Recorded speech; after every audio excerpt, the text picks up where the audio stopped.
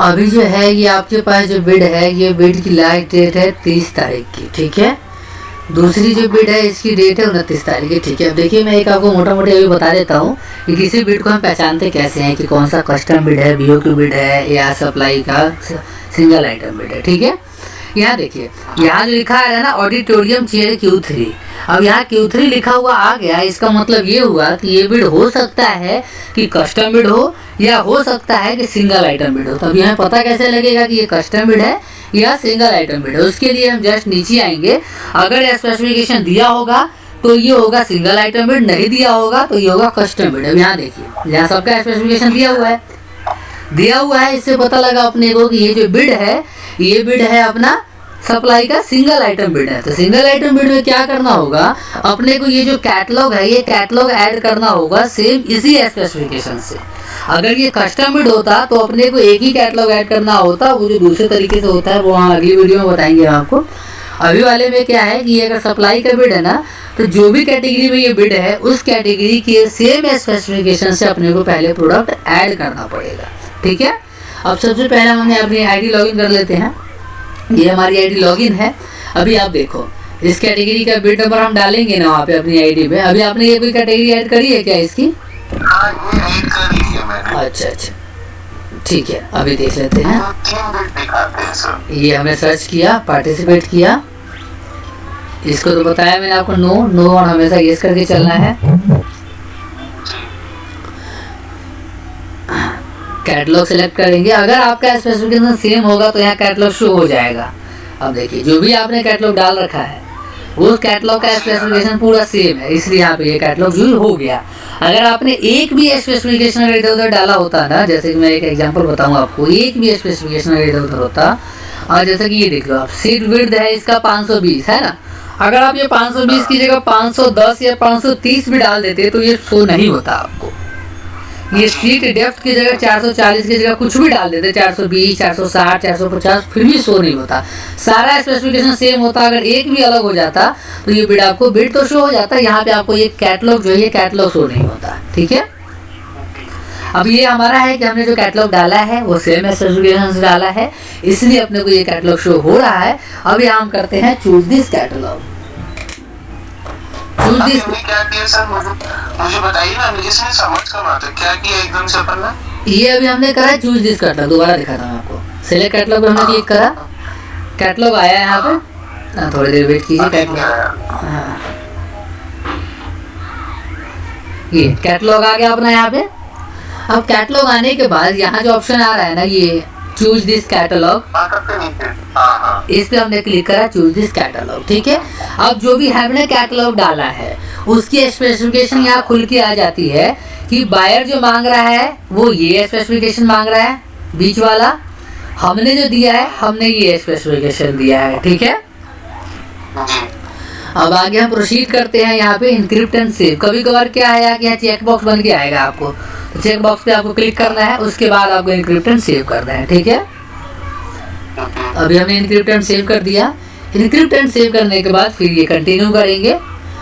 Continue करने के बाद देखिए यहाँ अपने को रेट डालना होता है। सप्लाई वाले बिड में ज़्यादातर में क्या होता है, अपने को सिंगल आइटम का रेट डालना होता है। जैसे कि यहाँ इन्होंने मांगा है 110 आइटम, ठीक है, लेकिन हमें यहाँ 110 आइटम का रेट नहीं देना, हमें यहाँ देना सिंगल आइटम का रेट। ये 110 आइटम का रेट ऑटोमेटिक कैलकुलेट कर लेगा, ठीक है। अब एक अभी आप अंदाजे से, जैसे कि अभी यहाँ एक चीज़ और देखेंगे हम, अभी कैटलॉग में आपको दिखाता हूँ मैं। अब वहाँ कैटलॉग में तो आपने कुछ और रेट डाला हुआ है ना। यहाँ जो है आपने जो कैटलॉग बना रखा है, कैटलॉग में आपने रेट डाला हुआ कुछ भी हो सकता है। हाँ, ये डाला हुआ आपने 7500 रुपया, ठीक है। अब यहाँ जरूरी नहीं है कि आप 7500 ही डालो, या जरूरी ये भी नहीं है कि आपने यहाँ MRP 9550 डाला हुआ है, तो ये भी जरूरी नहीं है कि यहाँ आप 9550 से ज़्यादा रेट नहीं डाल सकते, या ये भी नहीं है कि 7500 आपने अगर यहाँ डाला है तो 7500 से आप कम या ज़्यादा भी नहीं डाल सकते। यहाँ आपकी जो रेट मर्जी होगी वो रेट डाल सकते हो आप। चाहे आप 10,000 डालना चाहो 10,000 डालो, 20,000 डालना चाहो 20,000 डालो, या 500 रुपये डालना चाहो 500 रुपये डालो। यहाँ के रेट से बिड के रेट में कोई फर्क नहीं पड़ता है, ठीक है। दूसरी चीज़, यहाँ जो आपको रेट डालना है वो सारे टैक्सेज इंक्लूड डालने हैं आपको, फ्रेट चार्जेज वगैरह, लोडिंग अनलोडिंग सारा कुछ इंक्लूड, 1 रुपया एक्स्ट्रा नहीं मिलेगा आपको यहाँ से, जो भी रेट डालोगे आप ये सारा इंक्लूड होगा। तो एक रेट डालिए आप यहाँ पे। सर एक चीज पूछ रहा था मैं, हमने जिस वेंडर से बात करी थी, हाँ। वो हमको बोल रहा था कि मैं आपको 3800 में ये चेयर दे दूंगा, ट्रांसपोर्टेशन आपका होगा, लगवाई मैं कर दूंगा। ठीक है, तो हम क्या रेट डाले? दिल्ली से कटनी तक का ट्रांसपोर्टेशन अब मुझे नहीं पता कितना होगा। ये कहाँ का? दिल्ली का? ये बिड तो अपना कटनी का है। अच्छा, जो मैन्युफैक्चरर से बात हुई आपकी वो दिल्ली का है? वो दिल्ली का है। ओके, ये आपने टर्म्स एंड कंडीशन से सारे पढ़ लिए थे? मैंने अभी कुछ नहीं पढ़ा है। अभी मैं बताता हूँ आपको। पहले तो मैं आपके उस सवाल का जवाब दूँ रेट का। देखो, इसमें हम आपको वैसा कुछ नहीं कह सकते कि आपको ये रेट डालना चाहिए। ये कैलकुलेशन आपको खुद करनी होगी कि आप जहाँ से माल मंगवा रहे हो वहाँ से आपकी कॉस्टिंग कितनी बैठेगी, फ्रेट चार्ज कितना होगा, डिलीवरी चार्ज कितना होगा, ये सारा कुछ कैलकुलेशन आपको खुद करना होगा और फिर अपना प्रॉफिट ऐड करके आपको वहाँ पे रेट डालना होगा। इसमें हम आपकी कोई मदद नहीं कर सकते कि इतना रेट डालो। ठीक है? ठीक है सर। दूसरी चीज, अब मैं आपको इसकी टर्म्स एंड कंडीशन की बात बताऊं तो मैंने आपको पिछली वीडियो में भी बताया था कि आपको यहाँ पे सारे टर्म्स एंड कंडीशन पढ़ने होते हैं, तभी जाके आपको समझ में आएगा कि इस बिड में मेरे को पार्टिसिपेट करना है या नहीं करना है। अब जहाँ तक मैंने अभी देखा एक नज़र में, तो मेरे को समझ में आया कि इस बिड में आप पार्टिसिपेट नहीं कर सकते। रीजन क्या है? पार्टिसिपेट करने को तो कर सकते हैं लेकिन आपको बाद में डिस्क्वालीफाई कर दिया जाएगा। रीजन क्या है? इसमें डॉक्यूमेंट देखिए क्या क्या मांगा है। एक्सपीरियंस और डेट वर्ड इनको फर्क नहीं पड़ता। इन्होंने डॉक्यूमेंट और मांगे हैं, ये डॉक्यूमेंट आपको देने ही है। आपके पास एक्सपीरियंस हो ना हो, टर्नओवर ना हो, उससे तो काम चल जाएगा। लेकिन ये जो डॉक्यूमेंट इधर मांगते हैं एक्सपीरियंस एंड टर्नओवर के अलावा, वो डॉक्यूमेंट आपको देने ही देने हैं। अगर वो नहीं देते हो आप तो आपको डिस्क्वालीफाई कर ही दिया जाएगा। ठीक है? अब डॉक्यूमेंट की जो लिस्ट है यहाँ पे ये देखिए क्या है। सबसे पहला है कि मैन्युफैक्चरर होना चाहिए। इन्होंने साफ साफ लिखा, manufacturer should be a member of BIFMA. पहली चीज की मैन्युफैक्चरर होना चाहिए। दूसरा चीज की इनको बिफमा सर्टिफाइड होनी चाहिए।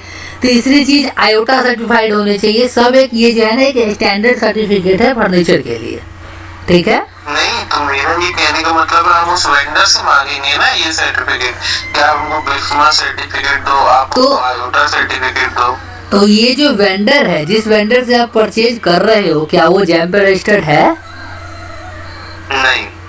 तो फिर नहीं चलेगा, क्योंकि जो भी ब्रांड आप दोगे वो ब्रांड भी जैम पे रजिस्टर्ड होना चाहिए, वरना वो एक तरीके से अन ब्रांड हो गया। ये चीज है। दूसरा चीज ये देखो, ये भी कह रहा है Indian green building council IGBC member certificate होना चाहिए उसके पास। उसके बाद ये अंडरटेकिंग एक मांग रहे हैं कि जो रॉ मटेरियल होगा वो 90%, मतलब ये मेक इन इंडिया का, ये तो आप अंडरटेकिंग लगा दोगे, कोई दिक्कत नहीं है। PAN, GST, company registration, ESI, PF, factory licence, ये सारा होना चाहिए आपके पास। उसके बाद अगर आप बिडर हो तो OEM ऑथोराइजेशन सर्टिफिकेट आपके पास होना चाहिए, तो वो आपको ऑथोराइज कर देंगे। ठीक है? उसके बाद क्या है, ये local service centre should exit of warranty for proof of the same GST इनको master of any other registration document.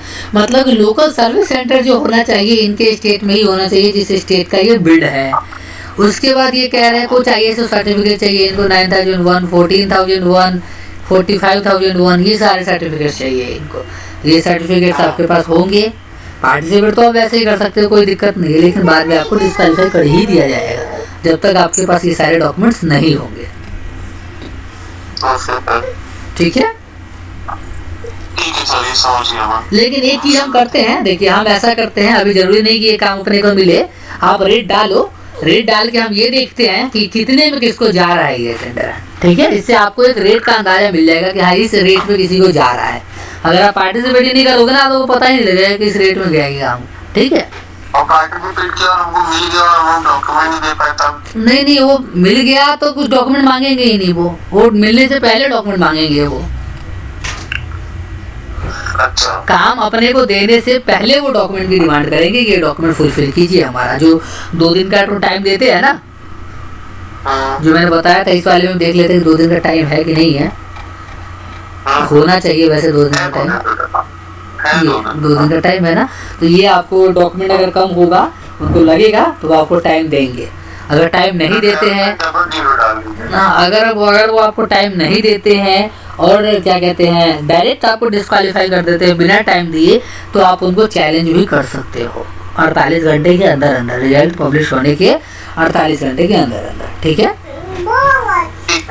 तो अभी आप यहाँ पे एक रेट डालिए, जो हमें आगे अंदाजा मिलेगी चलो किसको कितने में मिल रहा है काम, डालिए रेट। ये rate tax include, freight include, सारा कुछ इंक्लूड होगा इसमें। ठीक है सर। ये रेट डाल दिया आपने, ये टोटल ऑर्डर वैल्यू बन गया आपका ये 8 लाख का, ठीक है, 8,80,000। आगे हम करते हैं इनक्रिप्ट एंड सेव। अब यहाँ देखिए, यहाँ जो ये डॉक्यूमेंट मांग रहे हैं उसके हिसाब से मैं आपको बताता हूँ क्या क्या चीज़ चाहिए। अपने को जो डॉक्यूमेंट मांगे हैं इन्होंने, ये डॉक्यूमेंट पहले अपने को ये सारे डॉक्यूमेंट रेडी करने हैं। जो डॉक्यूमेंट इन्होंने यहाँ पे मांग रखे हैं ये सारे डॉक्यूमेंट पहले अपने को रेडी कर लेने हैं, ठीक है। उसके बाद एक्सपीरियंस वाले में अपने को एक्सपीरियंस लगाना है। अगर आपके पास पहले का कोई ऑर्डर कॉपी है तो गवर्नमेंट डिपार्टमेंट का, अगर नहीं है तो जो अंडरटेकिंग हमने आपको बताई है वो अंडरटेकिंग लगाना है आपको। और जो पेजेज है 4 पेज का वो गवर्नमेंट की गाइडलाइंस वो लगानी है। एमएसएमई सर्टिफिकेट लगाना है, 3 चीज़ लगानी है, एमएसएमई सर्टिफिकेट, गवर्नमेंट की गाइडलाइंस 5 पेज की और एक अंडरटेकिंग। आपको एक्सपीरियंस में से ये मैंने आपको व्हाट्सएप करा हुआ है ना? नहीं किया सर आपने वो डॉक्यूमेंट। मैं 2 मिनट करता हूँ आपको। पूरे डॉक्यूमेंट आप वो कर दीजिए ना। आपके पास एक पीडीएफ है जिसमें एक फोल्डर जिसमें सारे डॉक्यूमेंट्स हैं। मैं आपको भेज देता हूँ।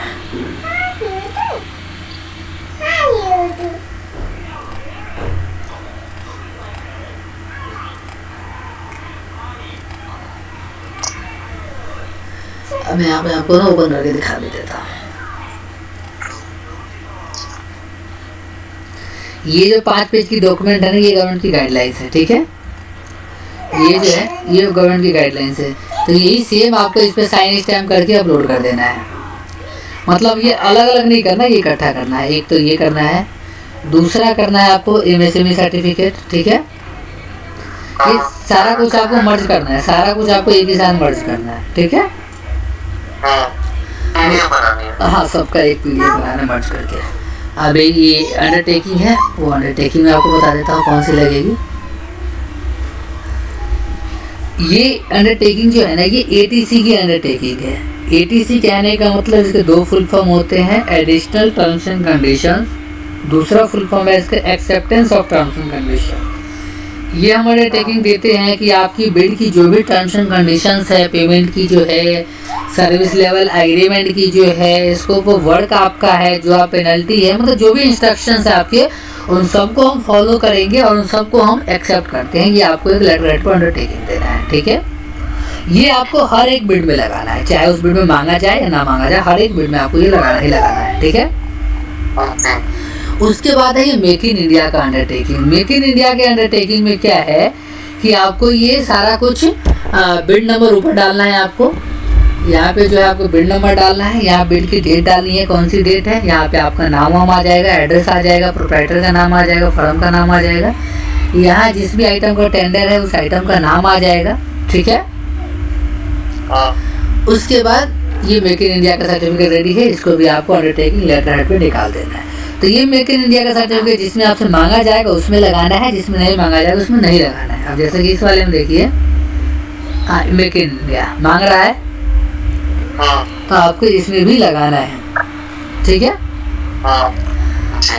उसके बाद आ जाते हैं हम अंडरटेकिंग ऑफ लिक्विडेशन। लिक्विडेशन का भी जिसमें मांगा जाएगा उसमें लगाएंगे, जिसमें नहीं मांगा जाएगा उसमें नहीं लगाएंगे। लिक्विडेशन कहने का मतलब वही है कि आपकी जो फर्म है या आप जो खुद हो वो बैंकरप्ट नहीं हो, इसका जो कॉस्टिंग आएगा इस बिड को फुलफिल करने का, उसको बर्न करने की क्षमता आपके पास है कि आपको अगर ऑर्डर मिलता है तो आप उस ऑर्डर को फुलफिल कर पाओगे। ऐसा नहीं कि आपको ऑर्डर मिल गया तो फिर आप आगे उसको फुलफिल नहीं कर पाओगे या डिले करोगे। तो इसके लिए पहले अंडरटेकिंग ले लेते हैं आपसे। इसकी अंडरटेकिंग कहाँ लिखी होती है वो मैं आपको बता देता हूँ। इसकी अंडरटेकिंग लिखी होगी आपका यहाँ पे, इस वाले में शायद नहीं दिया हुआ, ये यहीं पे जेनरिक में लिखा आता है, ठीक है।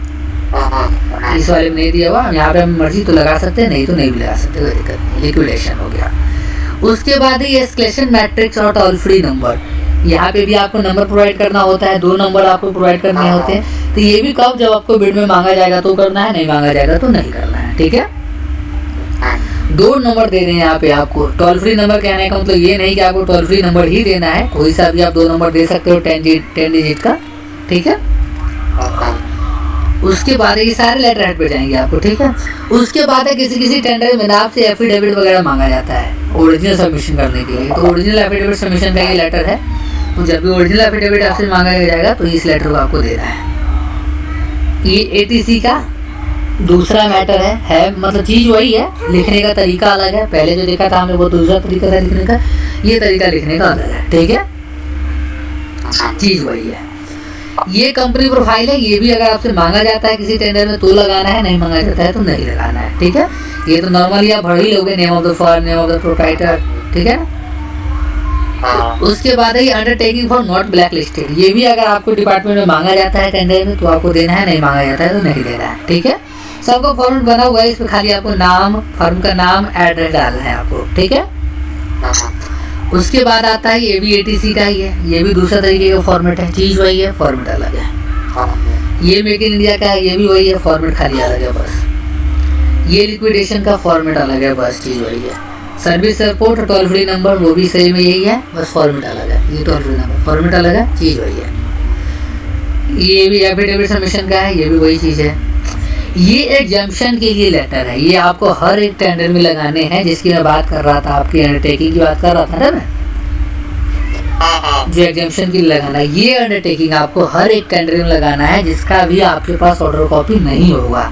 इसमें आप चाहो तो यहाँ डिपार्टमेंट का नाम डाल दो, या चाहो तो इसको सीधा डिलीट मारो और यहीं से सीधा ये योर्स फेथफुली यहाँ पे अपना नाम डाल दो खाली, और इसी को लेटर हेड पे प्रिंट आउट करो और साइन स्टैम्प करके अपलोड कर दो, ठीक है। मर्जी आपकी। तो ये इसमें क्या होगा ना कि डिपार्टमेंट का नाम डालोगे आप तो हर एक डिपार्टमेंट के लिए आपको अलग अलग बनाना पड़ जाएगा। इससे अच्छा है कि सीधा इसको हटा दो, यही सीधा लगा दो, ठीक है। जैसे आपकी इच्छा वैसे कर देना। ये हो गया। ये अंडरटेकिंग आपको ये एक लगाना है लेटर।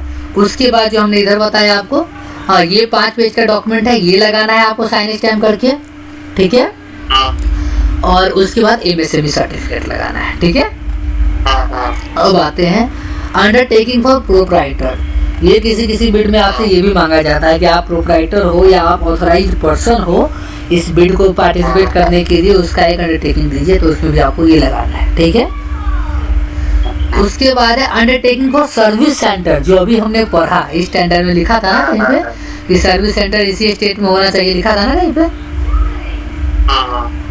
सर्विस सेंटर यहीं कहीं लिखा, ये ठीक है। तो हाँ, तो ये आपको एक अंडरटेकिंग देनी है कि मेरी फर्म ये है, मेरा जो फर्म का सर्विस सेंटर है वो इस situation at the my firm at GST address, जो भी मेरा जीएसटी एड्रेस है उसी पे मेरा सर्विस सेंटर का भी एड्रेस अटैच्ड है, ठीक है। उसके लिए मैं अपना जीएसटी और एमएसएमई सर्टिफिकेट अटैच कर रहा हूँ इसके साथ। तो ये सारे अंडरटेकिंग आपको लगाने हैं, ठीक है। जिसमें टेंडर की रिक्वायरमेंट जैसी होगी। एग्जाम्पशन के लिए आपको एक लेटर जो अभी हमने बताया, आपको ये लेटर लगाना है, 5 पेज का ये डॉक्यूमेंट लगाना है और एक एमएसएमई सर्टिफिकेट लगाना है, ठीक है। फिर आप पार्टिसिपेट कर सकते हैं, ओके। अब हम आगे देखते हैं डॉक्यूमेंट्स में। अभी हम ऐसे ही करके देखते हैं। हाँ बोलिए। जैसे कि जो एक्सपीरियंस क्राइटेरिया इसमें लिखा हुआ है ना, एक्सपीरियंस क्राइटेरिया मैं ये पूछ रहा था, जैसे कि मैंने ये पूरे डॉक्यूमेंट जो आपने दिए वो कोई मांगे या ना मांगे, मैं पूरे डॉक्यूमेंट अपलोड कर दूं, फिर भी कोई दिक्कत नहीं है। जो एग्जाम्पशन गवर्नमेंट का 5 पेज का है वो भी कर दूं, है ना। तो इसमें जैसे इन्होंने बोला एक्सपीरियंस क्राइटेरिया, तो वो डॉक्यूमेंट भी इसके अंदर चला जाएगा। पास परफॉर्मेंस तो वो भी चला जाएगा एग्जाम्पशन का। नहीं, लेकिन आपको ना देखो पीडीएफ थोड़ा सा ना अलग अलग बनाना पड़ेगा। इससे बायर को क्या दिक्कत आ जाएगी ना कि सेम डॉक्यूमेंट आप इसमें भी अपलोड करोगे, सेम डॉक्यूमेंट आप इसमें भी अपलोड करोगे, सेम आप इसमें भी अपलोड करोगे, तो एक ही पेज बायर को बार बार निकालना पड़ जाएगा। 3-4 कॉपी एक ही पेज निकालेगा बायर। तो इसीलिए जहाँ जिस चीज की जरूरत है वही चीज लगाओ आप।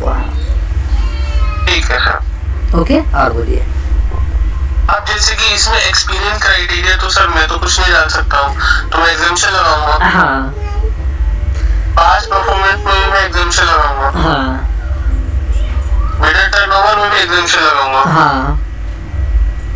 है ना। सर्टिफिकेट फॉर एटीसी में वो लगाऊंगा कि मैं सारी टर्म्स एंड कंडीशन को एक्सेप्ट करता हूँ। एक वो लेटर लगाना है, और बाकी यहाँ जो सारे डॉक्यूमेंट मांगे गए हैं आपसे, ये सारे डॉक्यूमेंट एटीसी में ही आते हैं। यहाँ देखो आप, ATC additional terms and conditions, यही मैंने बताया आपको, इसके फुल फॉर्म। ये सारे डॉक्यूमेंट भी आपको इसी में मर्ज करके लगाने हैं, सिंगल पीडीएफ बना के, और एक वो अंडरटेकिंग लगाना है कि हम एक्सेप्ट करते हैं आपकी सारी चीजों को। ठीक है, आगे सर्टिफिकेट जब मेरे पास होगा, जो मैं ओईएम करेगा, ओईएम का टर्नओवर, सर ओईएम मेरे को क्यों टर्नओवर, एनुअल टर्नओवर देगा, दिखाएगा अपना। मान लीजिए मैं डेल का सर वो ऑथराइज्ड डीलर हूँ, मैं डेल से थोड़ी बोलूंगा कि मेरे को आपका एनुअल टर्नओवर वो दे देगा। अगर आप ऑथराइज्ड डीलर हो उसके, तो वो दे देगा आपको।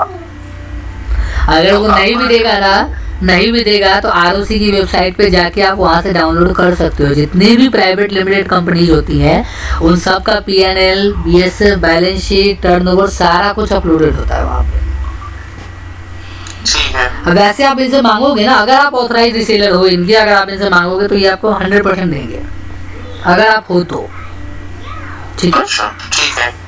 और बीओकी सपोर्ट डॉक्यूमेंट, हाँ, इसमें अब क्या लगाना है आपको, देखिए ये वैसे ज़्यादातर मांगा जाता है बीओक्यू बिड में, लेकिन इसमें भी इन्होंने मांगा है। तो इसमें आपको क्या करना है कि जो भी आपके प्रोडक्ट की स्पेसिफिकेशन थी, जो भी हमने यहाँ पे चूज दिस कैटलॉग करा था ना प्रोडक्ट का, यहाँ पे ये वाला प्रोडक्ट जो है आपका, इसी वाले प्रोडक्ट का आपको सेम लिंक ये ओपन करा हमने। इस प्रोडक्ट को हमने कंट्रोल पी करके पीडीएफ बनाया, पीडीएफ बना के आपको इस पर साइन स्टैम्प कर देना है, प्रिंट आउट निकाल के, और इसी को अपलोड कर देना है।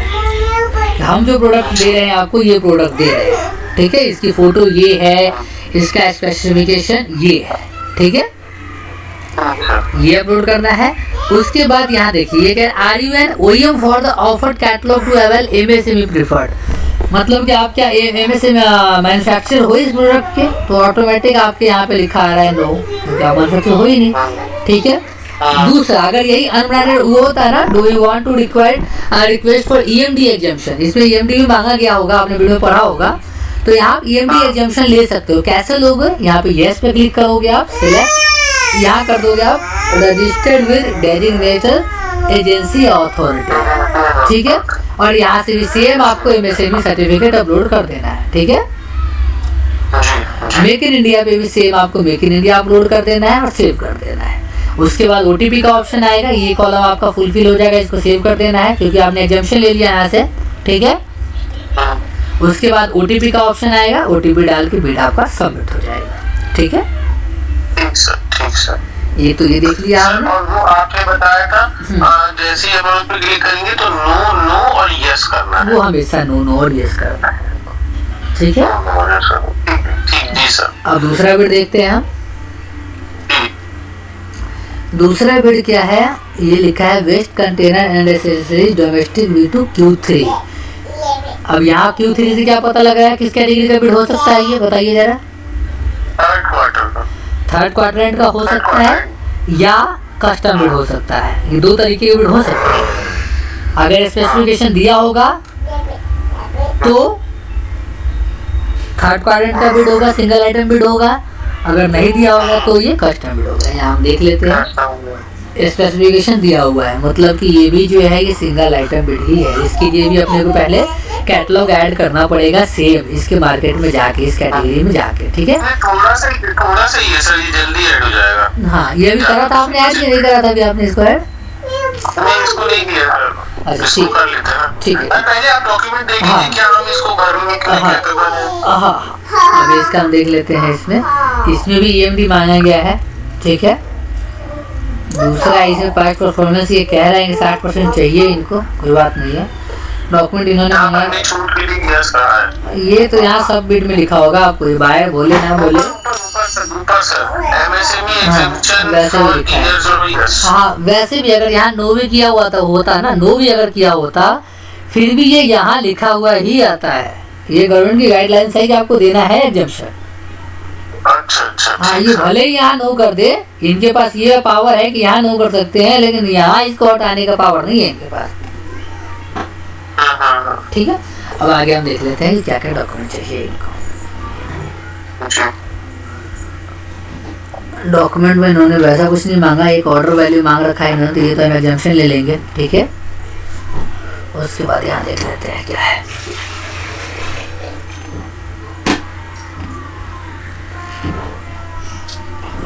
ये जो मैंने आपको अंडरटेकिंग भेजा ना सारे, या बना के रेडी कर लेना, रख लेना, ठीक है।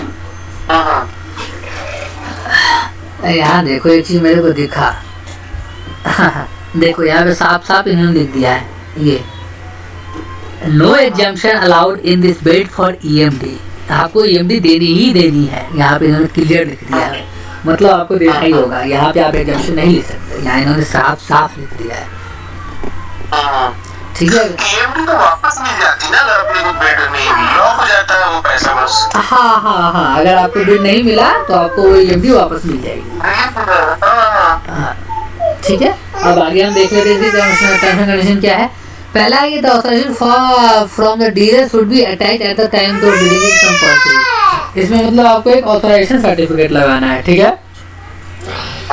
उसके बाद ये bidder must have submitted EMD, ये आपको EMD लगाना ही लगाना है, यहाँ पे भी ये साफ साफ कह रहे हैं। दूसरा चीज कह रहे हैं available service centre and workshop in Madhya प्रदेश।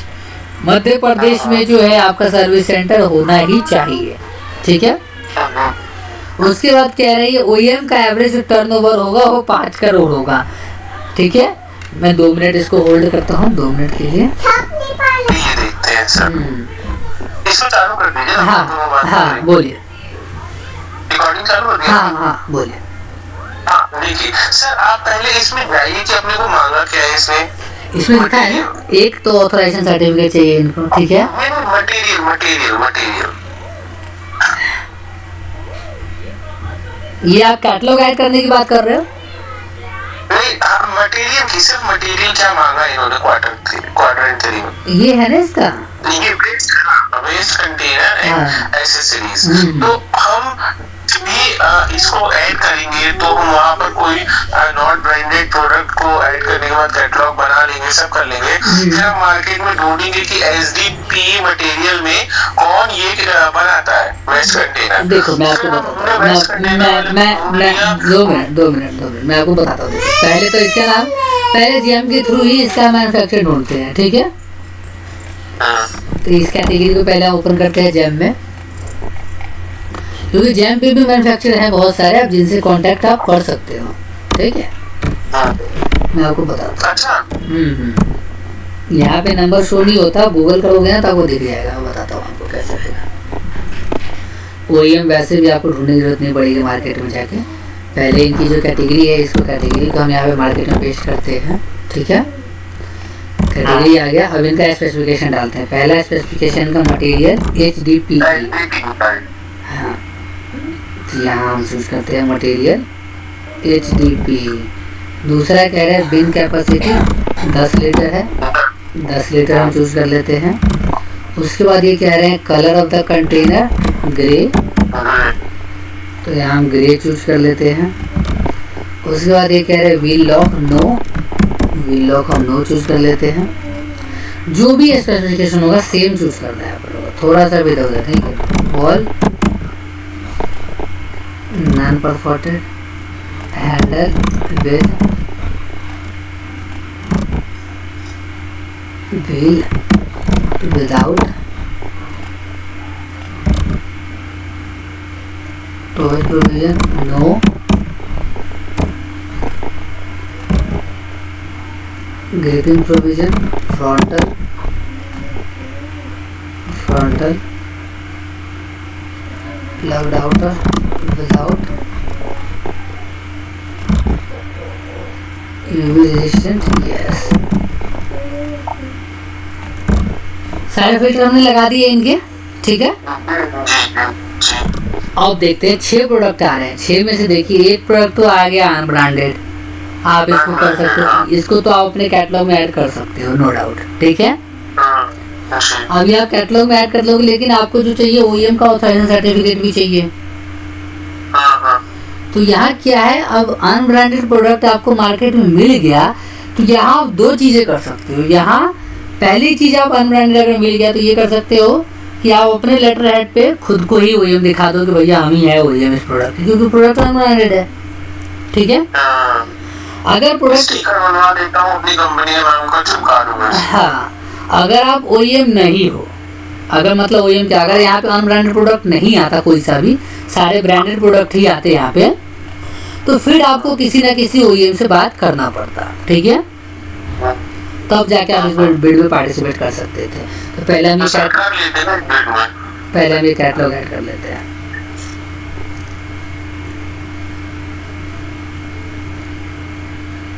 पहले हम कैटलॉग ऐड कर लेते हैं। इसको एक बार आप फिल कीजिए। एक बार मैंने आपको बताया था ना कैटलॉग फिल करने का। हाँ, मैं आपके सामने ही फिल कर रहा हूँ। हाँ, आप कीजिए इसको, कीजिए। हाँ कीजिए। नंबर 3 ऑथराइज्ड एजेंसी नहीं है, वो भरना पड़ेगा, लिखना पड़ेगा, लिखना पड़ेगा, लिखे रेड मार्क है ना, स्टार मार्क है, लिखना पड़ेगा। हाँ हाँ,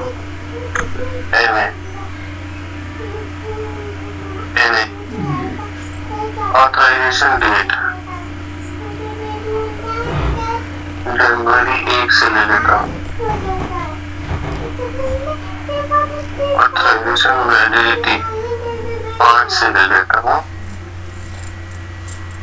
2025 तक कर लेता हूँ।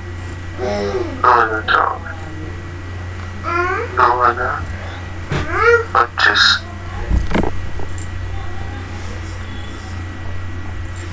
25 यूज कीजिए। 2024 2025 जनवरी 5 से कर लेता हूँ। इसके बाद कंट्री होना चाहिए, हमेशा इंडिया होना चाहिए बाय डिफॉल्ट। बस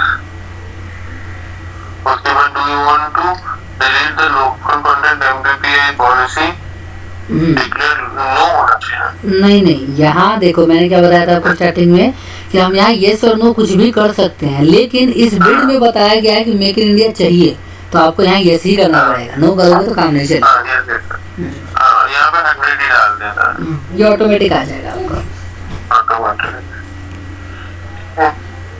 टॉप यूनिट यहाँ पर आप बोल रहे थे कि 0 डाल देना ताकि कोई ऑर्डर ना आए। नहीं, SKU यहाँ पे देखो कोई स्टार मार्का दिख रहा है आपको? नहीं दिख रहा ना? नहीं। इसको ब्लैंक छोड़ सकते हैं। ये HSN नंबर पे भी कुछ नहीं दिख रहा है, इसको ब्लैंक छोड़ सकते हैं।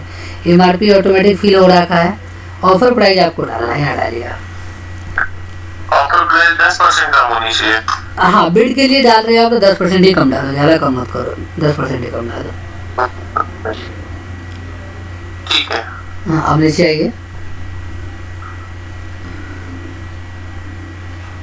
यहाँ पर सिर्फ MP के लिए। हाँ, यहाँ पे भी 2 चीज़ें हैं। देखिए, अगर आप जरूरी नहीं, जैसे अभी तो आप MP के खुद हो और MP का ही टेंडर डाल रहे हो इसलिए MP डाल रहे हो। अगर मान लो कि आप MP के हो और टेंडर डाल रहे हो आप जम्मू का, तो आप यहाँ लोकेशन क्या डालते हैं?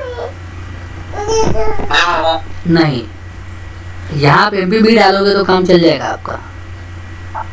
ठीक है, ठीक सर। और सर ये किस जगह का था MP में, आपको जगह याद है?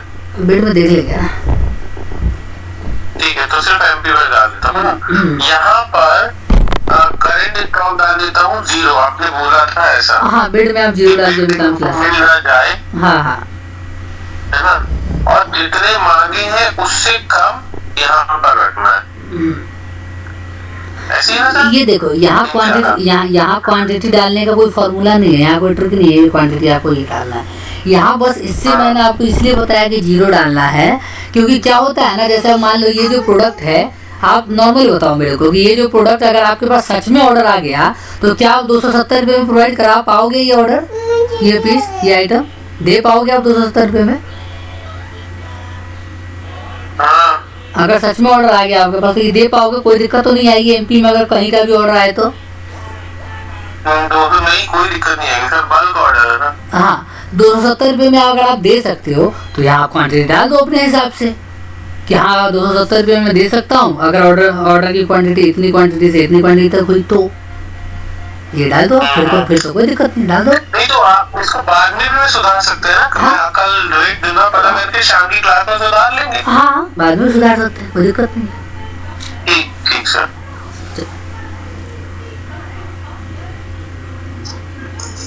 और सर मिनिमम क्वांटिटी डालिए। मिनिमम क्वांटिटी तो कुछ भी हाँ कुछ भी डाल सकते हो यहाँ, कोई दिक्कत नहीं। 10 दिन कर देता हूँ यहाँ पूरा का पूरा। आई है, ठीक है यो। Save and proceed. आगे कीजिए।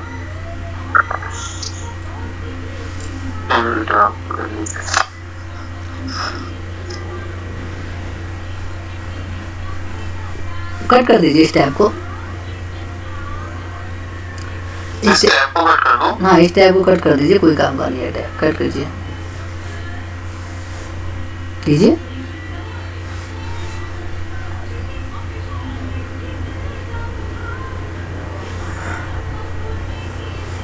नहीं बॉक्स पे क्लिक कीजिए, लेफ्ट साइड देखिए बॉक्स आ रहा है ना। पब्लिश।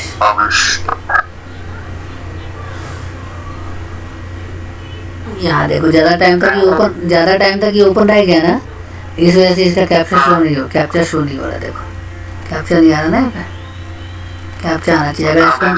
अगर इसको रिफ्रेश करेंगे तो दोबारा से डिटेल भरना पड़ेगा पूरा। देखो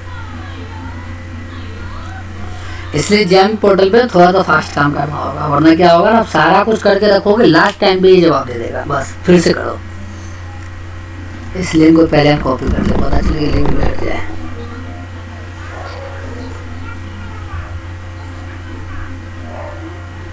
चलो यार है, अच्छी बात। 2 मिनट रुक जाइए। अब डालिए, कैप्चर डालिए।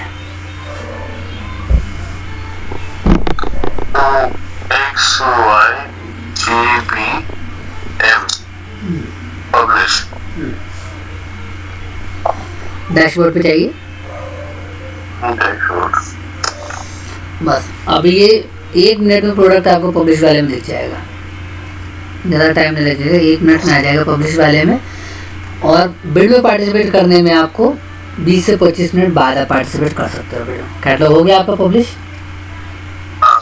और बिड में पार्टिसिपेट करने के लिए ना 20 से 25 मिनट बाद आपको ये शो होगा। ठीक है सर, ठीक है। और कोई डाउट आपका आज के लिए? डाउट नहीं, बस इसको समझा दीजिए सर, बस फिर मैं बताइए। भेजा आपको व्हाट्सएप पे, भेजा आपने? ये दूसरा बिड है क्या ये? हाँ ये बिड है, आप बस चेक कर लीजिए।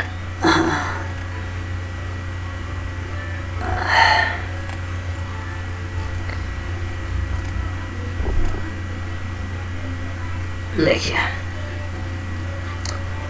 पहले तो आप मैं आपसे सवाल पूछता हूँ। अब ये बताइए आपको क्या लग रहा है कि किस कैटेगरी का बिड है ये, क्या लग रहा है आपको?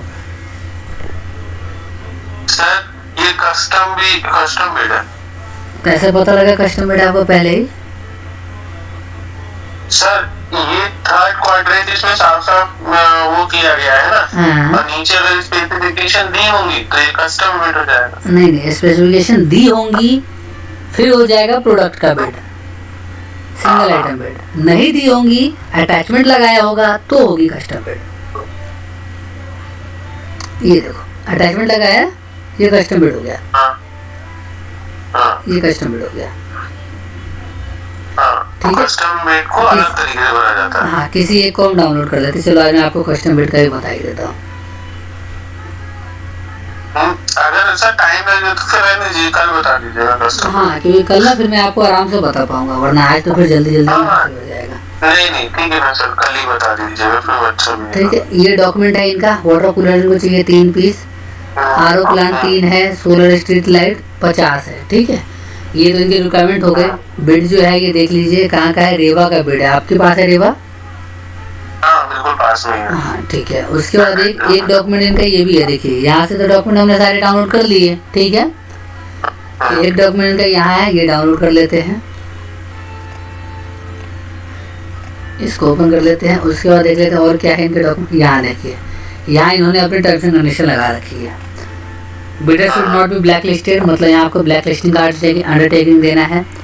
फाइनेंशियल स्टैंडिंग मतलब लिक्विडेशन को ही कहते हैं फाइनेंशियल स्टैंडिंग, तो उसका आपको देना है एक अंडरटेकिंग। ठीक है, उसके बाद declaration of delivery with in 7 days, इसका अंडरटेकिंग आपको देना है। तो ये अंडरटेकिंग आपको बनाना पड़ेगा, किसी किसी बिट में थोड़ा सा अलग हो जाता है। तो इसमें क्या साफ साफ लिखा है ना, समझ में आ रहा है कि 7 दिन में आपको डिलीवरी करना है, इसका अंडरटेकिंग देना है। तो आप वैसे लिख देना कि ठीक है, हम एश्योर करते हैं आपको कि हम 7 दिन में डिलीवरी कर देंगे। उसके बाद past experience required for medical service, ये आपसे सर्विस का मांग रहे हैं कि मेडिकल सर्विस आपने अगर कोई किया है तो उसका 2 साल का एक्सपीरियंस देना है आपको। एडवांस सैंपल देना है आपको। IT रिटर्न देना है 3 साल का। डॉक्यूमेंट देना है PAN, GST, cancel cheque. Undertaking देना है ये accepting all the terms and condition in the 10 documents in the submitted by the bidder. तो ये जो है देखो, हमने जो आपको एक्सेप्टेंस बताया, acceptance of terms and condition ATC जो बताया था, वो किस लिए, कब के लिए, जब बायर अपना फॉर्मेट नहीं देता है। यहाँ बायर ने अपना फॉर्मेट दे दिया है हल्का सा, तो यहाँ आपको यही फॉर्मेट थोड़ा सा ना चेंज कर देना है। यहाँ जो है आपको ये फॉर्मेट चेंज कर देना है, यहाँ से आपको ये चेंज कर देना है बस, ठीक है। यहाँ जो डालना है आपको ये बायर का फॉर्मेट डालना है जो बायर ने यहाँ पे दे रखा है, ठीक है। उसके बाद बायर है the right to disqualify any qualified competitor. ये बायर साफ साफ अपने कह रहा है कि हमारे पास राइट है कि हम किसी भी कंपटीटर को, किसी भी सेलर को डिस्क्वालीफाई या क्वालिफाई कर सकते हैं, ठीक है, किसी भी स्टेज में। उसके बाद है the bidder if required sample of the product before the time of opening of technical bid, the sample must be submitted. यहाँ पे आपको सैंपल देना ही देना है, ठीक है। अब इस टेंडर को क्या है कि आप अगर करना चाहो इस टेंडर को तो आप कर सकते हो। अंडरटेकिंग एक ये लगा दो कि ये डॉक्यूमेंट आपके पास है ही। IT रिटर्न 3 साल का है आपके पास? नहीं सर। फॉर्म कब की है? फॉर्म तो अभी बनाई ना अपने 12 तारीख को। हाँ, तो फॉर्म अभी बनाइए, GST अभी लिया है ना, तब आप एक और अंडरटेकिंग लगा सकते हो। यहाँ पे अंडरटेकिंग आप ये लगा सकते हो, हाँ, जो हमने अभी आपको एक्सपीरियंस के लिए बताया था ना अंडरटेकिंग। यहाँ पे और कुछ नहीं करना, यहाँ पे आपको एक चीज़ और लिख देना है, regarding exemption in years of experience /ITR and turnover criteria. यहाँ पे एक ITR का कॉलम आपको और ऐड कर देना है, ठीक है। ITR ऐड करने के बाद आपको लिख देना है यहाँ पे कि जो भी है, I beg to state that my firm is exempted from years of experience and turnover criteria on JAM portal as के बाद आप ये सारा लिख सकते हो, या एज के बीच में एक लाइन और ऐड कर देना आप कि as my firm is registered on this dated, जो भी आपका डेट का रजिस्टर्ड डेट है। तो इस वजह से हम आपको बैक की 3 साल की डेट दे ही नहीं सकते ITR, क्योंकि हमारी फर्म जो ही रजिस्टर्ड है ये 1 महीने पहले की है। ये अंडरटेकिंग आप लगा सकते हो यहाँ पे, ठीक है। उसके बाद एडवांस सैंपल चाहिए इनको, तो ये आपको सैंपल देना ही होगा, मटेरियल ही देना है। तो सर वोल्टास का ये एयर वो कूलर वो मांग रहे हैं, आप एक बात बताइए, मैं वहाँ ले जाके ड्रीमर दिखाऊं टेस्टिंग के लिए?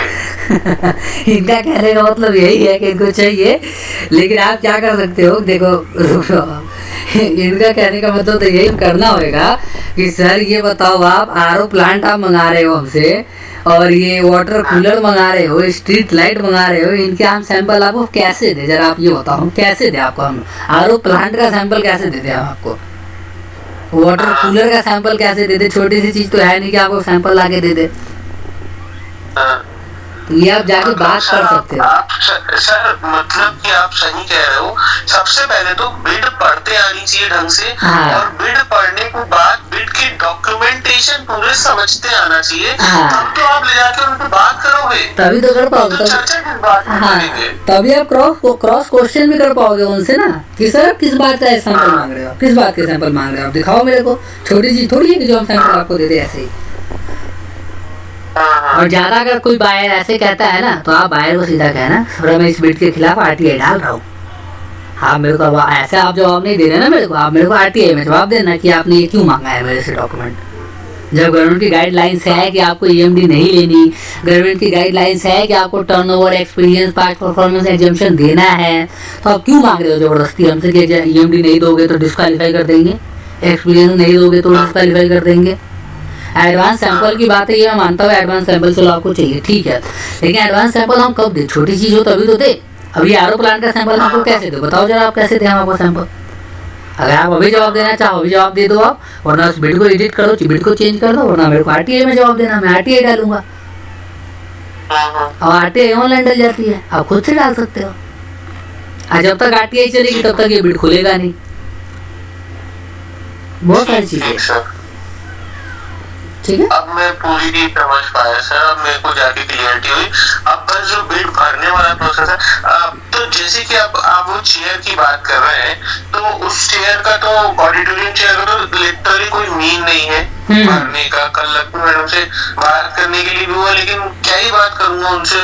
वो डॉक्यूमेंट जो नेसेसिटी उन्होंने मांगी है, तो उससे वो चीज पूरे डॉक्यूमेंट उसको भेजूं कि भाई अगर आप दे पा रहे हो तो मैं बिड भरूं, नहीं दे पा रहे हो तो कोई बात नहीं।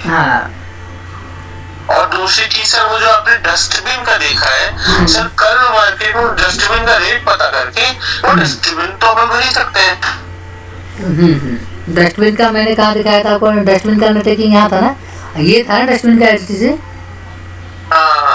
हाँ, डस्टबिन के एटीसी में आपको कुछ सर्टिफिकेट बनवाने पड़ेंगे। ये आपको आईएसओ से, ये तो ओईएम का है ना, ओईएम से मंगा लेना। चलो यही आप ओईएम से मंगा लेना, ठीक।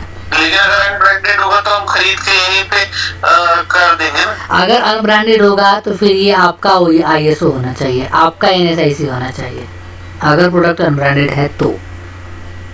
अच्छा, तो ब्रांडेड प्रोडक्ट को देखेंगे इसमें लिस्टेड होगा। हाँ, ब्रांडेड प्रोडक्ट होगा तो ओईएम का चाहिए, अनब्रांडेड होगा तो फिर आपका चाहिए। सर एक बात बताइए, ब्रांडेड प्रोडक्ट अगर इसमें होगा और मैं उसको कैटलॉग में ऐड करता हूँ, तो कैटलॉग को अप्रूव क्यों करेगा सामने वाला? जैसा कि अपनी बात हुई थी, ये तो अपने ऑथराइज्ड वेंडर को अप्रूव करेगा। हाँ, तो अभी आपको वो नहीं करेंगे अप्रूव, लेकिन जब उनसे आप कोऑर्डिनेट करोगे, बात करोगे कि हमारा ये बिड है, हमें इस बिड में पार्टिसिपेट करना है, तो जो भी उनके ऑथराइजेशन का प्रोसेस होगा, उन प्रोसेस को आप पार करोगे तो आपको वो कर देंगे, ऑथराइज भी कर देंगे और वो आपका कैटलॉग भी पब्लिश कर देंगे वो। अब मेरी ये कहने का मतलब है कि वो बोले ना, देखिए कोई भी ऑथराइजेशन लेने जाता है, डेल का मेरे को लेना है ऑथराइजेशन, तो डेल वाला बोलेगा ठीक है भाई 10 लाख रुपए का माल ले लो, मैं तुमको डीलर बना दूंगा। तो वो बोलेगा कि तुम मेरे से काम करो, 50,000 की डस्टबिन ले लो, मैं तुमको ऑथराइजेशन। अब 50 की डस्टबिन घर में थोड़ी इस्तेमाल करूंगा, मेरे को बिड नहीं मिली तो। हाँ, वो भी बात है। तो उसके लिए आपको थर्ड पार्टी से बात करनी पड़ेगी। थर्ड पार्टी कहने का मतलब हम जैसे लोगों से, जो बिना माल लिए ऑथराइजेशन प्रोवाइड कराते हैं। तो वो कैसे करेंगे सर? तो उसके लिए क्या होता है कि जो भी डिस्ट्रीब्यूटर्स वगैरह होते हैं ना, आप डायरेक्ट भी कोऑर्डिनेट करोगे तो डायरेक्ट भी हो सकता है वो आपको दे दे। और डायरेक्ट आपको बोलना है उनको कि सर हमें बिड में पार्टिसिपेट करना है, अभी हमें माल नहीं चाहिए। जब अगर ऑर्डर मिल गया आपने को तो हम आपसे माल लेंगे ही लेंगे, अभी हमको खाली बिड में पार्टिसिपेट करने के लिए चाहिए, तो आप खाली हमारा ये वाला कैटलॉग पब्लिश करवा दीजिए, बाकी हम आगे नहीं करवाएंगे आपसे। रिक्वेस्ट करने से अगर वो मान जाते हैं तो बहुत बढ़िया हो जाएगा काम आपका। अगर वो रिक्वेस्ट करने से नहीं मानते हैं तो कुछ उनको पैसे देने पड़ेंगे, 1000-2000 जो भी है। फिर आपका ये 1000-2000 समझो एक्सपेंस है, ये आपको टेंडर तो मिलेगा ना। बात बताइए ना सर, मेरे को सैलो कंपनी कहाँ से मिलेगी? मतलब मैं आपको फोन लगाया कि सर अपने कोई बिड है इसमें सैलो के डस्टबिन अपन यूज कर सकते हैं, तो फिर आप कांटेक्ट करेंगे सैलो वालों को? हाँ, हम भी वही करेंगे, हम भी सैलो वालों को कांटेक्ट करेंगे। तो कैसे करते हैं सर सैलो वालों को? सैलो वालों देखो, कांटेक्ट करने के लिए कुछ नहीं है, कांटेक्ट करने के लिए जो भी ब्रांड का ओनर है ना, जैसे कि अभी हमारा जो आ रहा था एक, अभी मैं बताता हूँ आपको, डस्टबिन देख रहे थे ना, डस्टबिन में फ्रॉस्टी करके आ रहा था ब्रांड। अब यहाँ देखो, आप गूगल पे जाओ, मैंने वही बताया था, वो गूगल पे जाके डालो फ्रॉस्टी डस्टबिन, देखो उनकी पूरी वेबसाइट खुल जाएगी। इंडिया मार्ट पे नंबर आ गया इनका, इनसे सीधा कांटेक्ट करो। यहाँ देखो फ्रॉस्टी की ये वेबसाइट खुल गई, सीधा कांटेक्ट करो इनसे। हम भी इनसे ऐसे ही कांटेक्ट करेंगे, हम भी इनसे ऐसे ही बात करेंगे। बस अंतर क्या होगा, हम अपने लेवल से बात करेंगे, आप अपने लेवल से बात करोगे, यही अंतर होगा बस। हम भी बात यही करेंगे, हम भी यहीं से दिलाएंगे ऑथराइजेशन, ठीक है।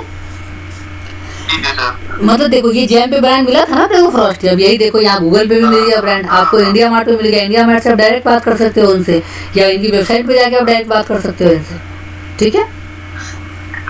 ठीक है सर, ओके, और कुछ? अब मेरे को समझ में आ गई, नहीं बिल्कुल सर समझ में आ गई। बस एक रिक्वेस्ट थी कि सर डस्टबिन वाला तो आप भरवा ही दीजिएगा बस, कम से कम। डस्टबिन वाला कौन सा था अभी जो हमने कैटलॉग डाला है, वो वाला ना? कैटलॉग डल चुका है जो, ये 270 वाला ना? हाँ ठीक है, ये करवा देंगे। बस आप डॉक्यूमेंट का देख लेना कल आराम से, ठीक है, रेडी करवा लेना। हाँ, डॉक्यूमेंट में इसके अंदर जाके देख लूंगा और आपको फिर मैसेज करते जाऊंगा, तो आप बताते जाना कैसे कैसे तैयार करना है। ठीक है, ठीक है, okay okay, thank you sir, thank you. Okay okay.